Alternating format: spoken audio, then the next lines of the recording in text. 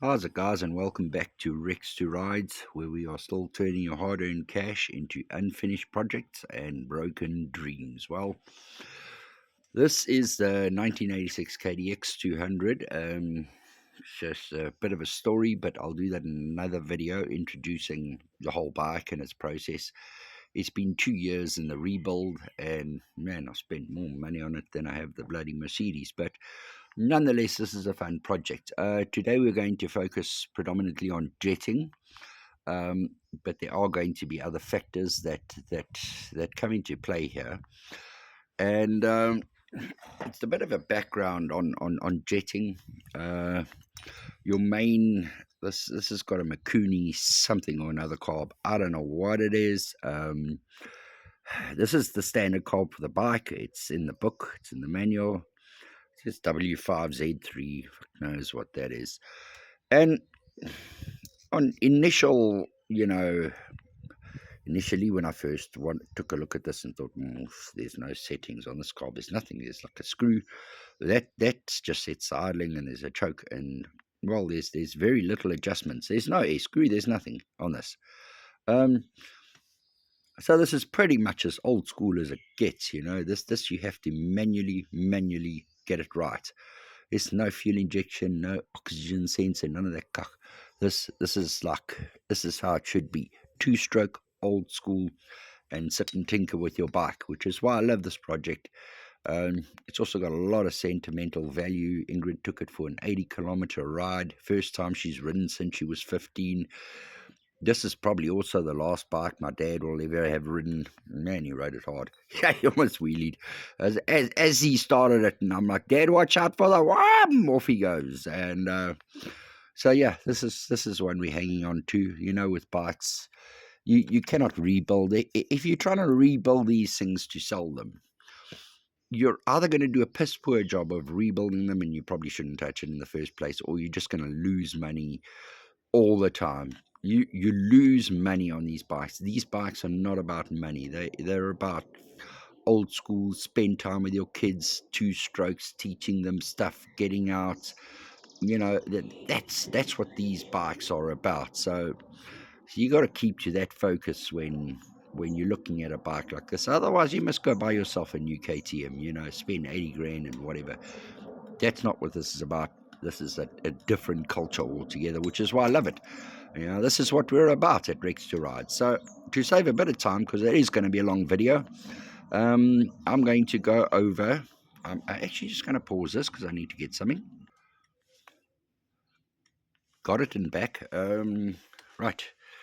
This video is going to be a bit long because we're going to get into the ins and outs of jetting a bike. And I couldn't really find a very comprehensive video when I started with this bike. This was my first two-stroke. I didn't know anything about these things, and I'm trying to find odds and ends. You can't find anything on this carb. You can't find anything, and it just, none of it made sense to me. So I've had to manage to figure this lot out on my own, and this is where I've gotten to. So the best advice I can get with jetting, there's two main bits of advice. The first thing you got to do is remember, with your jetting, there's no point, because the jetting's quite a lengthy process. There's no point in trying to jet the bike unless everything else is right. You have to get all your other conditions right. If you jet a bike with a dirty air filter and you go and put a new clean air filter on, it's going to change. This is not the way to do it. So one wants to get everything right. So first things first, make sure your exhaust is good and clean, and the silencer has been repacked. So that's very simple to do. Don't be afraid of it. There's plenty of videos on packing silencers. Let's get that right. Make sure it's sealed and make sure everything's good. Second thing is check the condition of the bottom end. So over here, where your conrod's going up and down, and then it's on the crank. At the end of the crank, there's two bearings, and then there's two oil seals. The oil seal is to prevent oil from getting from the gearbox or the crank side, the clutch side through into the combustion chamber, or the inlet really, and the other side is to prevent it from getting into the stator. So if your oil seal, if your bike is smoking a lot and you're having problems, it very possibly your oil seal's on your crank. And it's never a bad idea to do a bottom end service. Make sure your conrod's good, make sure your crank's good, and make sure your bearings and seals are good. It's not very expensive, and something you really just want to do. So that's all good. You've got no oil going in there. Exhaust is good. The next thing you want to check is that your reed valves, which are inside here, are good, and they don't have cracks and chips and all sorts in. What I have done, I know the reed valves are good. Already rebuilt the motor, but this time I just wanted you to have a look. So I used my little plumbing camera. It's a cheapo off Take-A-Lot, and all it does is a little camera, and I had a little squiz around in there, and there you can see, you can have a really, really good look to see what the condition of the reed valves are. They're all good. So when there, and that's great, we're happy with that. I did manage to get a new oil filter, or air filter. This thing doesn't have an oil filter. 20 doesn't do it. 1 second. Yeah, back. Now, the air filter that came with this bike, I think it was the air filter that originally came with it. It was a mess, really. Just a complete wreck. And I couldn't find one anywhere. And what I did find, I looked, 2020 didn't have. I don't think they do one for the 1986 KDX. Uni, this company called Uni, this is not sponsored. Only found them yesterday. They do air filters for this 86 KDX. So if you're looking, go to them, and you might want to put your stickers on. Then it's Inner, which is not a wonderful name for a bike, but I think it's a little bit different. Uni or Inner looks the same. Nonetheless, we'll put those stickers on later. But they do an air filter, and your air filters are always oiled. Look at the instructions, look at videos, see how to do that properly. And this one has been oiled with Motorix air filter oil, which was also good. I'm really starting to lean towards Motorix. I'm quite happy with that. And so that's now the next thing is your reed boot. Over here, you want to make sure this looks a little bit crabby. I don't know if you can see from there. Look, you can't find parts for these bikes, so the boot was a little bit scruffy. So I just covered it with Renzosil, which works really well. Yeah, it's a bit of a farm job, but sometimes you got to do what you got to do, right? And on this boot, when you got your carb on, when you got your bike running, if you want to check for any air leaks, because your fuel mixture is going to happen in the carb that comes before there. So if you've got any air leaks between there and there, you're not going to get an accurate jetting scenario, fuel mixture, essentially. So what you want to do when the bike is running is take a propane torch, a normal gas torch, and don't light it. Obviously, it's like pretty much a given, but let's just throw that in there. And just let the gas flow over this. And it will change in RPMs. If the gas gets in through there and goes into the combustion, then you know what condition your reed boot is in. So these are all the conditions surrounding your jetting. When you've got all that right, I see a lot of questions. At this altitude, and what jets should I use? Now, this question is so many variables here. And the best answer I've ever seen, it's not my answer, but it is an answer I live by, is first off, choose your oil for your well, first of all, choose your fuel. So what octane am I going to run? And the octane, now people say like a 95 is a premium fuel. It's not a premium fuel. It's the same fuel.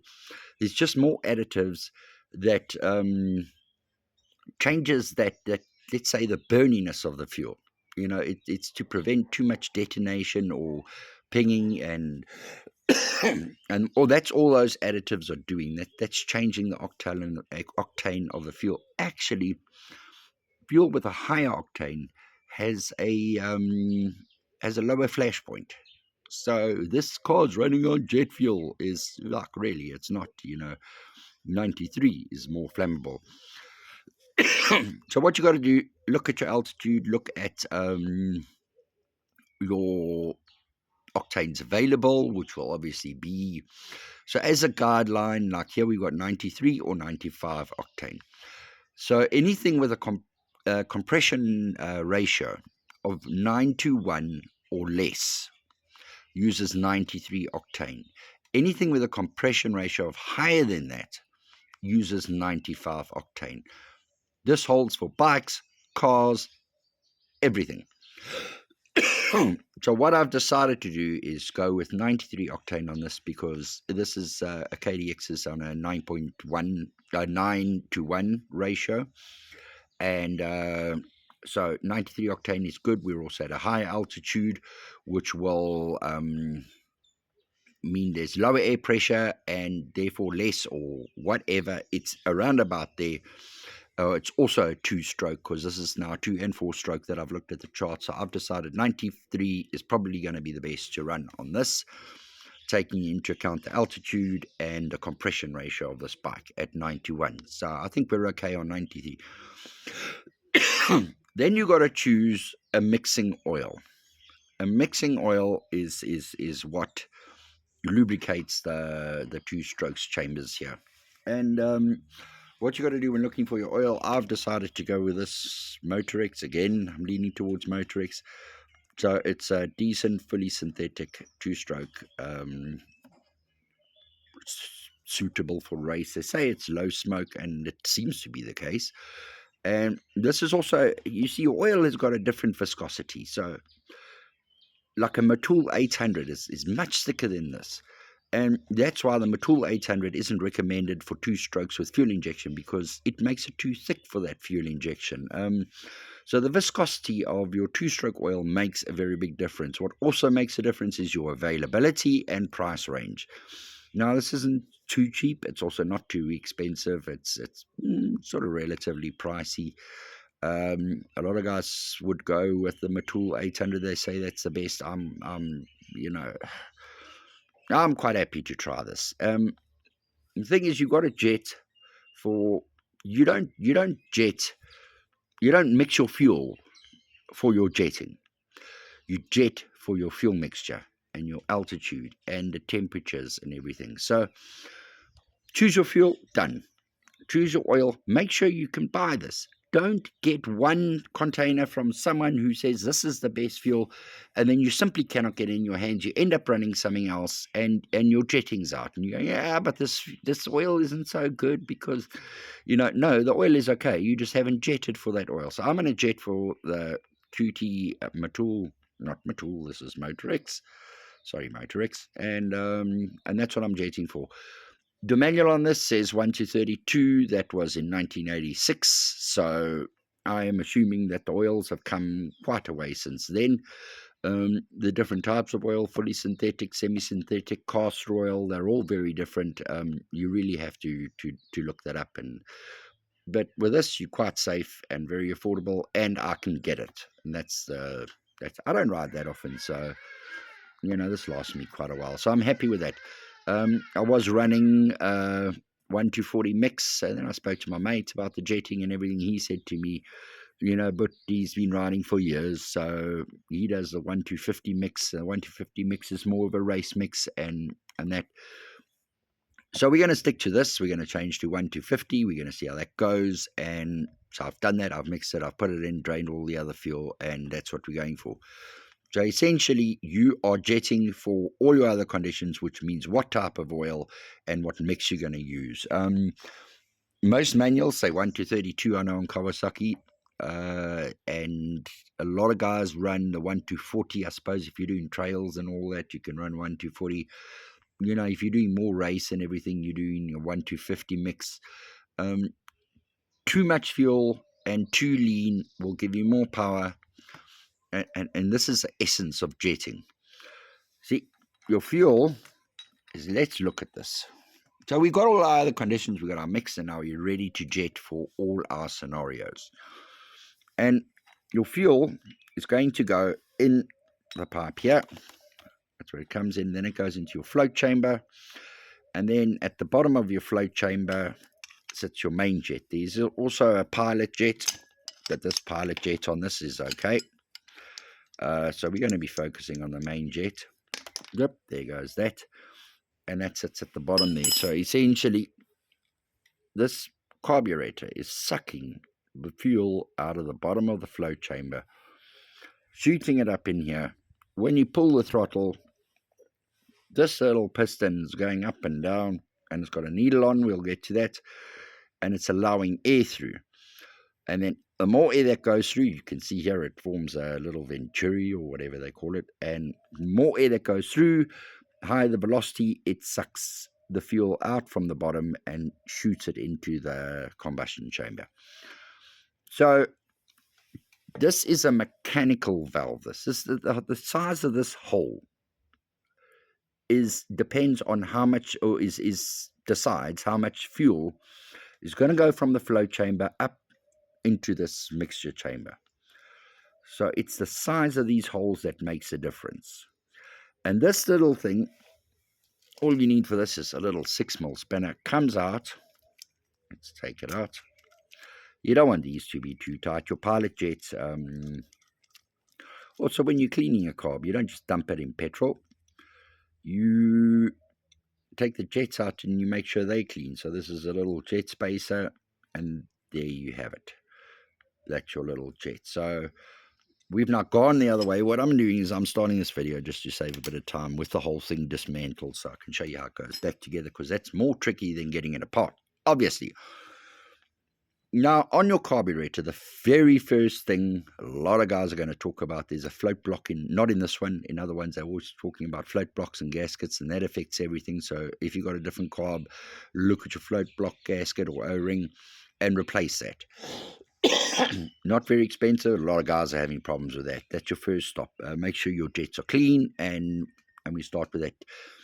Because this float is not like a traditional float. The floats actually sit attached to this. You see these two little knobs. That's where the floats, they got rods coming up, and they got two individual floats that move up and down. The tab sits on top here, so you can't actually measure or anything. It's a weird story, this. So what they are saying in the manual is that 2 millimeters off here, the float height must be 2 millimeters lower when there's fuel in.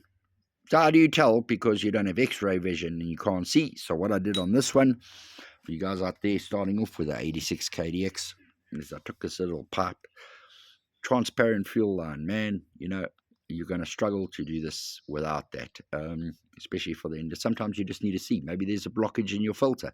That's the other thing. Filters must be clean. All the filters, the fuel filters, inside, no. So that's all good. So what I've done is I take out the jet, and then I squeeze this pipe in there. Now just push these together. So I squeeze that in. It doesn't go in with the main jet in its spacer in. And then I hold it upright, and I open the fuel, and I can see exactly the line of the float height and set it according. It's a bit long, tedious process, but you get the idea. That is how you're going to check your float height. So that float height is right. And what I've done, and what I've had to redo here, because I found a new air filter, I've packed the silencer, I've changed the fuel mixture, and I went through the whole jetting process, and I got everything right. I found a lot of spares, and I'm like, yay, checkers, do that.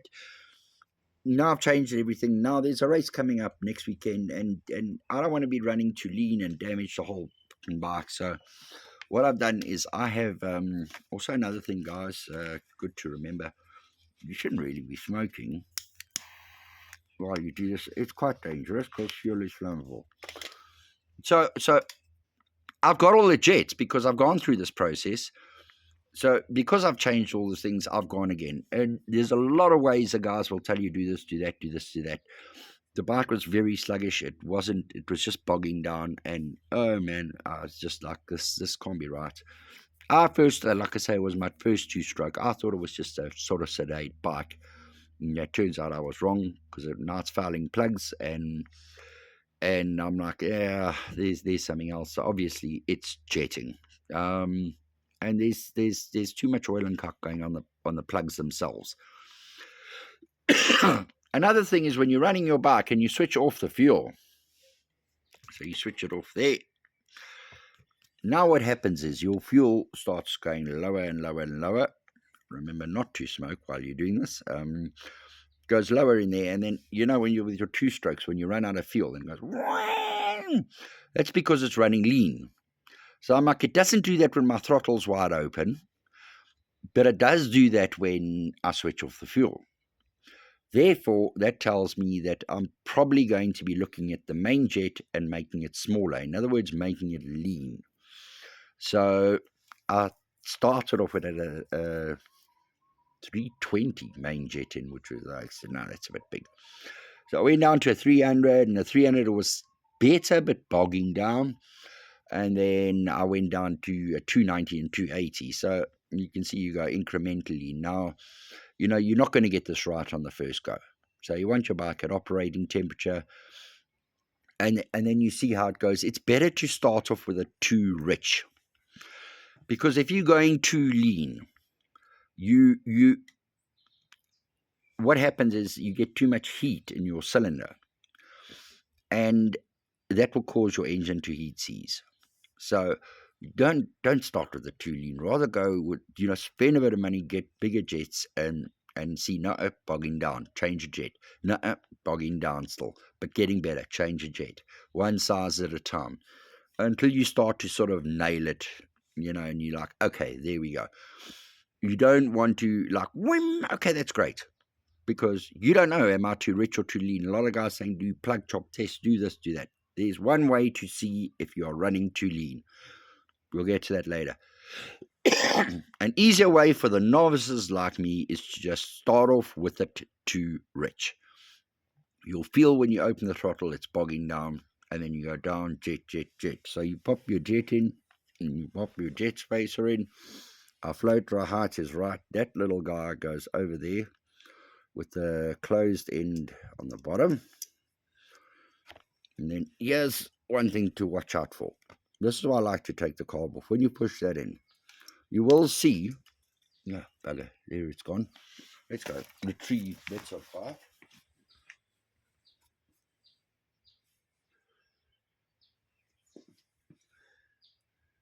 Now, we're going to have to pause for this.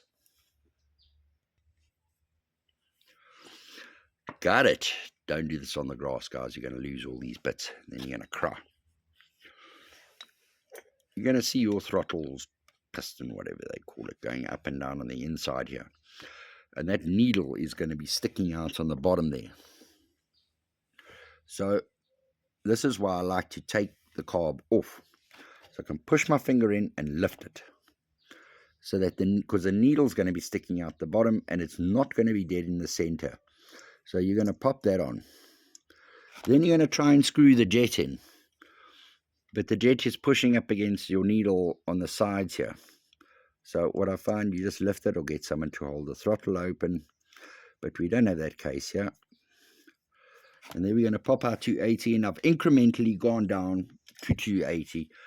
So I know that we are okay on a 280 jet. It's going nicely, but we are not too rich. Flow tight is right. We don't over tighten that. And we pop the bottom on. It's got a little O-ring. You might want to check that. Make sure it's leaking or not leaking. And this is a 14 spanner, because we use millimeters here in the real world. I just like hand tighten. Not too much. We don't want to strip it. You're not going to find another carb, that's for sure. And you're going to start this all over again with some other carb. And oh, no, you don't want to go there. And there you have it. Now we've got a 280 main jet in. We know how we got to 280. We slowly went down from 320, and the bike started performing better at 290 with the needle in the middle. That's the next thing we're getting to. It was a little bit lumpy. And is it in first gear? We're not really wide open throttle because the main jet works on the half to fully open, or 3/4 to fully open. And it was stuttering a bit. So I know that this is now 280. Pure experimentation, you're going to go there also. So that's good. Next, we have the needle. So you can change your jetting or your settings set on your main jet and your pilot jet. Your pilot jet is operating when the throttle is a quarter or closed to a quarter open, or up to half really, and then your main jet starts slowly coming in at 3/4 to fully open. So you could also look at your pilot jet, but the pilot's been fine on this, and that's the needle. So what happens is that needle goes clunk all the way through and dunk into that jet. So this is another thing that's controlling the amount of fuel, because let's get another jet, is sitting inside the jet. That's where this little puppy goes, inside there. Actually, it comes in from the inside there, that way. Ooh, let's get that into the screen. It's sitting inside. A lot of guys are going to talk about needle height. And your needle height, you can see this little circlip. Oh, heavens alive. Don't do this on the grass. You're going to lose. I lost this circlip the other day on paving, but I'm also half blind, so there's another thing. Maybe I shouldn't get too much performance out of this. Can't even see where I'm going. And so that's the thing. So if you adjust your needle height, what's going to happen is because it's a tapered needle, with a different height, it's going to allow more or less fuel. So there's your finer setting on your main jet, is your needle height. It's got 5 needle positions. I last had it running on a 290 with the needle height set on the lowest position. Now the lowest position means the lowest position of the circlip, which means the highest position. So it was having its it was on the highest position. So it was on that was on the highest. So the needle was the lowest. So it was as lean as possible on a 290 jet. And it was going okay, just a little bit of stutters. So what I thought is, let's return it. I previously had it on the highest position on a 280 jet. Now I'm going to try it, because we've got a new air filter and everything, on the center position on the 280 jet. And then we can do these final last little settings. So I can go rich, I can go leaner, but I know I've gone as lean as possible on the 290 jet, setting needle height. Remember, it's the opposite. When you raise the circlip, the needle goes lower and it runs leaner, and vice versa. So where does this little thing go? This little thing drops into the slide. I don't know what you call it. So now we're reassembling. You want to pop that in. And there you get an idea of what this needle's doing. Your throttle pulls this up and down, and that's adjusting your airflow, and it's adjusting the fuel flow, as opposed to a butterfly. So it's actually adjusting both. Very clever. Very simple, very common on single-cylinder carburetted motorcycles.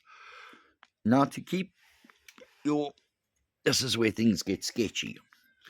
To keep your needle in place, you've got this clip, and then this clip attaches the throttle cable like that. Let's get that in the camera. That's how that goes in. Look, and that goes up and down. So we have to attach this. Now I'm going to align that groove with that groove. And we pop it in, and it's aligned to nothing because it's going to be an asshole. And I've found the easiest way to do this is get it in, get a flat screwdriver, and turn it to line up with the holes. just for the most lined up. And this is a bit that you're going to struggle with. So these are the tricks we learn, right? The holes are lined up. Now you see them little screws in there. I'm telling you now, you're not going to come right without a magnetized Phillips head 2 screwdriver. Has to be magnetized so that you can do that. And then you aim it, get it in, and you're on. Now these little guys are holding the whole katootie together, so you don't want to over tighten them, because then you strip the head like the other one's been well stripped. But you do want them tight enough. That's why they got a little splitty washer on. I know people have different names for it. I call it a splitty washer because it makes me think of the split windshield microbus. They call that splitties in the UK. And here you get your screws on.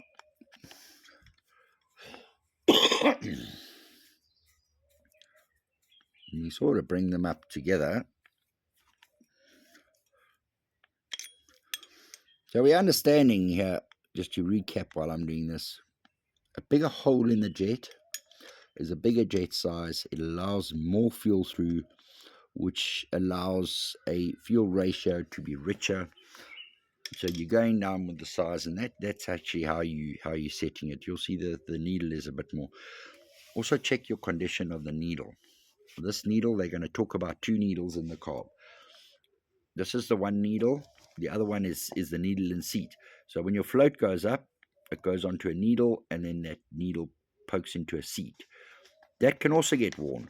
If your carb is leaking, then your needle in seat is worn, or your float, or both, is set way too high. So that's a little overflow for this carb. And there you have this puppy together. Now to get it in. Right, guys, we're back. So this is where things get a bit sketchy, is getting it all back together. Oh, did I try? Did I try? Because that spring, this little spring, that must hold it up and down. And you need that. You see now what's going on there. And that must be right. And then someone else must. Here's the easy way. Keep that on hand.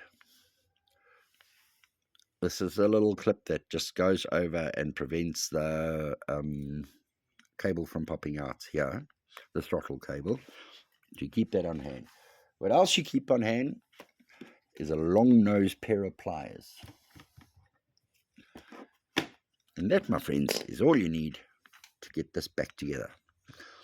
So we keep that on the ground in a nice non-dirty place. Hold the throttle cable.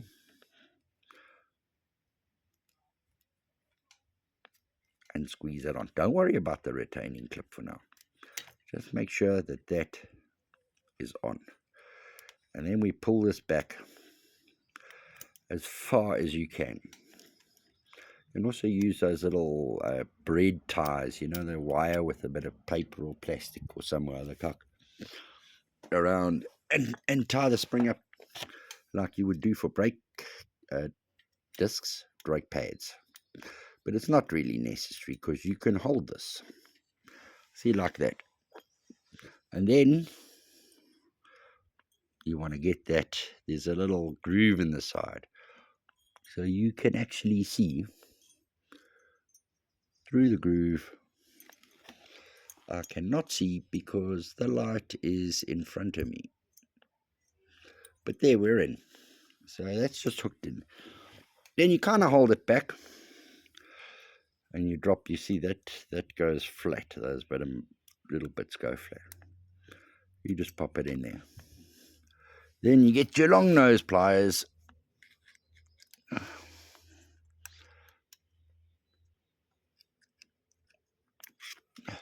And you move it into position. and you let go of that. Ta-da! That is the easiest way to do it. Now you want to get this back in. This is why I don't like adjusting needle height with a carb still on the bike. I'm going to show you why. You look inside here. You're going to see a groove on the side. That groove must line up with that. So that's your first challenge. When you get to this position, you're going to see that needle moving into the center. Don't drop it. Don't just let it slide in, because you're going to damage your needle against this brass. It's very soft. It's copper, part of the needle jet mechanism. So you got to fidget it around until it gets in, and now you'll see it sliding down like that. That's it. This is a very fine thread, easy to cross. So be kind to that. Don't try force it on. Always find turning it backwards. The little thing I want to show you guys in a bit. While you're doing this and your cable's all loose and everything's loose, always while you're doing, quite important, just give your throttle cable a bit of an oil. This can get tricky. See what I mean about the main jet? That needle is going to go through into the main jet, so right at the bottom. So when you take that off, you're going to see that needle poking out. When you're putting your jet back in, just lift it up with your finger, and that will prevent, this stuff is all copper, so it's very soft, very malleable. You don't want to be damaging it. Just hand tighten. If they wanted you to tighten this with a spanner, they would have put a hexagonal head on. It's got these knurls. Anything with knurls, they want you to tighten with the hand. And there is your carburettor back, all assembled. Now we can pop it on the bike, go for a run, let the bike warm up, and then we're going to see. And we can slowly play with the needle height. We don't need to now take off this and drain the fuel and everything. We can just adjust the needle height. We know how. So to reiterate, you don't mix fuel for your jetting. You mix fuel for your oil availability, and using the correct oil and the pricing of the oil and the oil that you're always going to be using. The ratio, really what you're going to be riding. You should be going 1:40. Your fuel oil ratio if you're doing trails, just general pottering around. I'm just trying 1:50 because I feel like it, but I'm jetting accordingly. So get all those things right, then you jet for your conditions. Your main jet, you don't want to be running it too lean. So because you don't have, like in the old days when the carb cars, they used to put a CO2 meter in the back and blah blah blah, check this and that. You just got to go by feel. So rather get a couple of jets and start off running it rich. You'll see your bike's bogging down. It's blah, doesn't want to open fully, like it's just like this. Then it's really lean, a lot of smoke, plugs fouling.